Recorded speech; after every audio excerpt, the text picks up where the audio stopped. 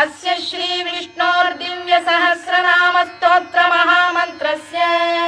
श्री वेदव्यासो भगवान् ऋषिः अनुष्टुप् छन्दः श्री महाविष्णु परमात्मा श्रीमन्नारायणो देवता अमृतांशुद्भवो भानुरिति बीजम् देवकी नन्दन श्रेष्ठेति शक्तिः उद्भवः क्षोभणो देव इति परमो मन्त्रः शङ्खबृन्नन्दकी चक्रीति कीलकम् शार्ङ्गधन्वा गदाधर इत्यस्त्रम्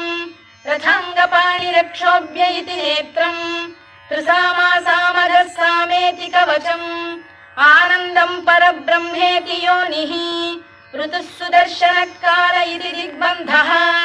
श्री विश्वरूप इति ध्यानम् श्री महाविष्णु प्रीत्यर्थे सहस्रनाम जपे विनियोगः।